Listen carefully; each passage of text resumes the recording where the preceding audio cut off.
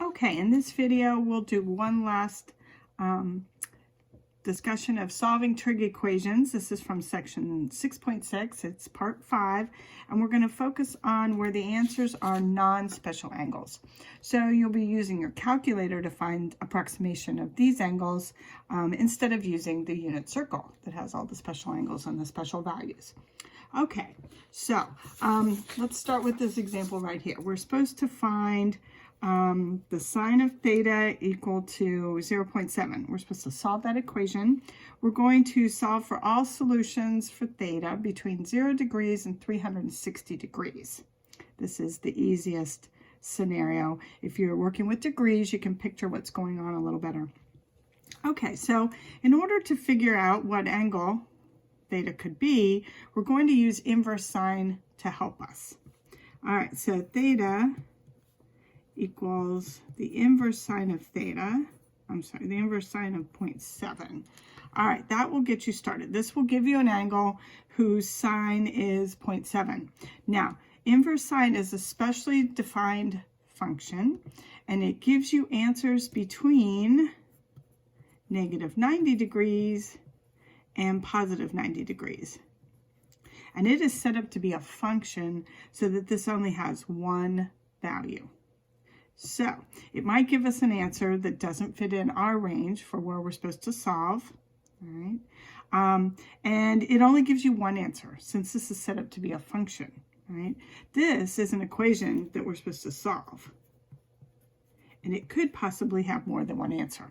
So inverse sine is going to help us find solutions. It may not give us the exact answers immediately. Okay, so if you put this into your calculator and make sure you're in degrees, you'll get that theta is approximately 44.4 degrees. Okay, well that's actually a good answer because that is in between 0 and 360 degrees. So that's an answer. Now, that is not the only answer. And it is very helpful if you look at reference triangles. So if we picture 44 degrees, that's in the first quadrant, almost exactly in the middle. All right. This angle here, its terminal side, the terminal side of 44 degrees would be here. And if we draw on the reference triangle, then here's 44.4 degrees. All right. And just to make sure you're kind of complete on this, you're saying that the sine of this angle is approximately 0.7. So we could say the opposite side measures about 0.7 and the hypotenuse about 1. And we're not going to be interested in the adjacent side. We're not going to be doing anything but sine for this problem. Okay, now, where is there another angle between 0 and 360 degrees whose sine is 0.7? If you reflect this terminal side across the y-axis, you'll find a different location with the same sign. So if we go over here, this angle here with its terminal side, right?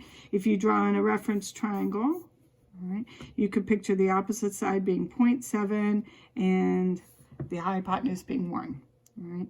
And then you could see that it would have the same sine value. Okay, so the reference angle in here, just in the triangle, would be 44.4 degrees. But we need to be able to name this angle, okay? The original angle that we got was a quadrant 1 angle, but there is also a quadrant 2 answer for this problem. So you want to picture, you start measuring from the positive x-axis, and then this is the terminal side. How can we name this angle so that it's more than 0 degrees and less than 360? So you want to picture this amount right here, okay? Well, the secret is if you rotate all the way to the negative x-axis, that would be 180 degrees. We know this much is 44.4 degrees, so the amount I have marked here in red would be 180 minus 44.4. which works out to be 135.6 degrees. And that is another answer. So theta could also be approximately 135.6 degrees. And then, like I said, that's in quadrant 2. So those would be the 2 answers for this problem. All right, let's do another one with sine. But this time, we're trying to solve this equation where the sine is equal to a negative number. So I kept it the same amount, but I made it negative. So solve the sine of theta is equal to negative 0.7. And we are, for all of these, we'll just solve between 0 degrees and 360 degrees. Okay, so you're going to start off with the same way in all of these. You're going to use inverse of your trig function. So in this case, inverse sine of negative 0.7. Remember, it always gives you an answer between negative 90 degrees and positive 90 degrees. If it's a negative number, it's going to give you a negative answer. So in this case, it's going to give you negative 44.4 degrees. So it's not even going to give us an answer we can use because this is negative and we only want positive answers just by the directions they've given us. Okay, so draw a triangle so that you can see where that angle is. Negative 44 is going to be in the middle of the 4th quadrant here. All right, if you draw a reference triangle,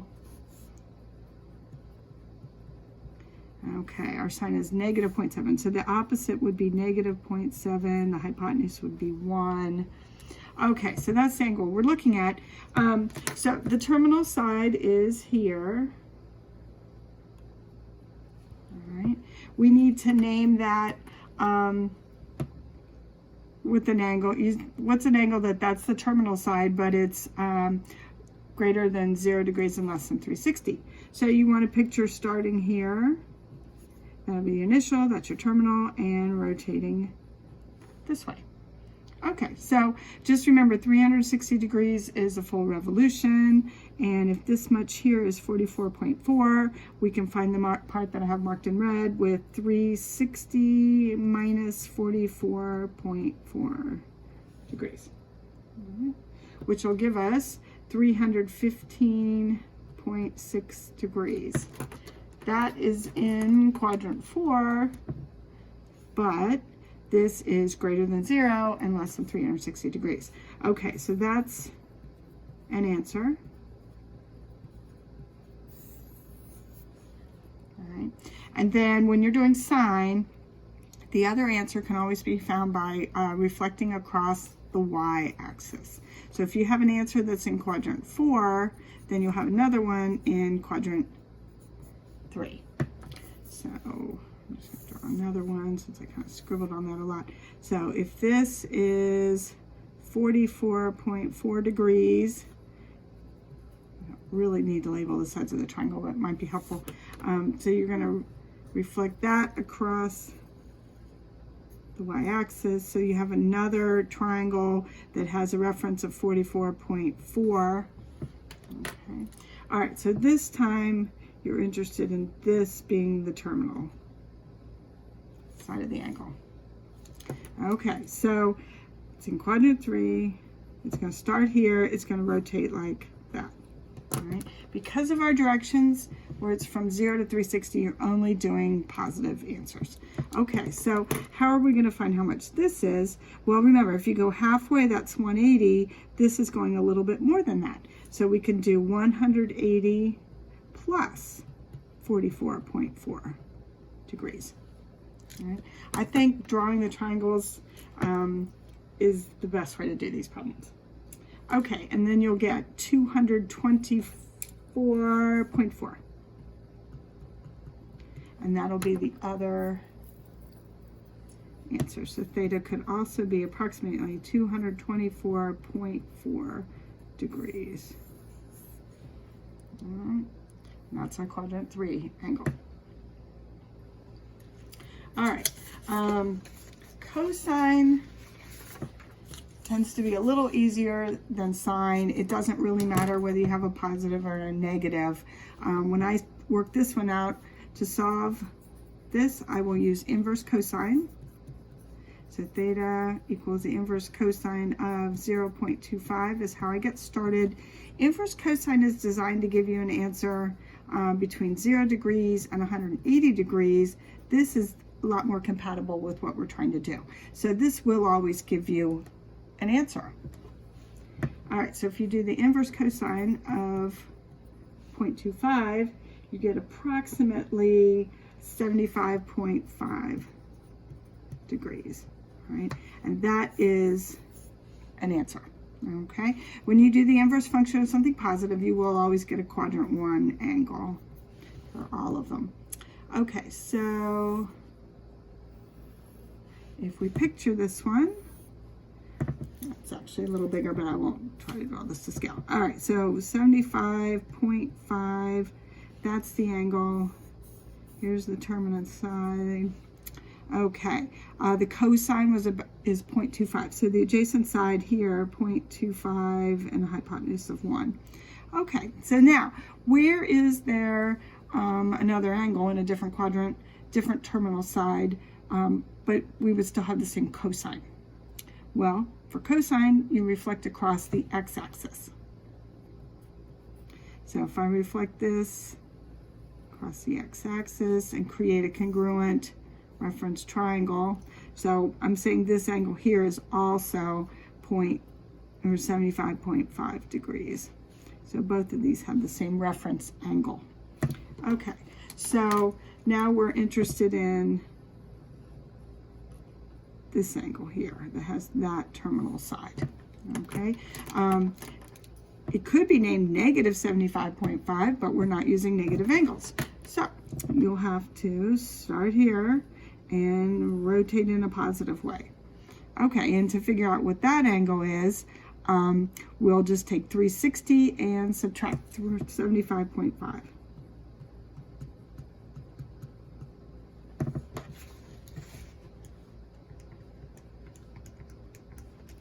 And that will be 284.5 degrees, which is in quadrant 4. So that will be our other answer.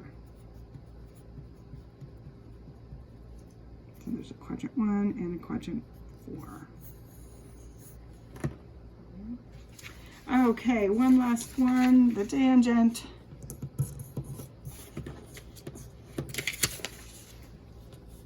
Okay, so I picked one where we're doing solve the tangent equal to a negative number.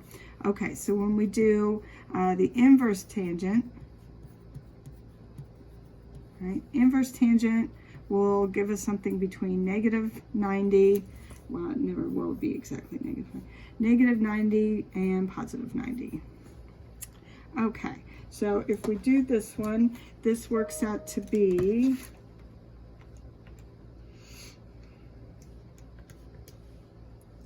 negative 89.2 degrees. Okay, so you can see it came in the negatives, not even an answer for us at all. This is in quadrant 4. So draw that one. Okay. All right, so this angle here, 89.2. Okay, so the tangent is negative 72. So the way I have it drawn here, I could use the opposite to be negative 72, and the adjacent could be positive 1. Okay, so we're interested in that angle, but not as a negative angle. Okay, so if I do 360 minus 89.2, that will give me one answer. So approximately 270.8.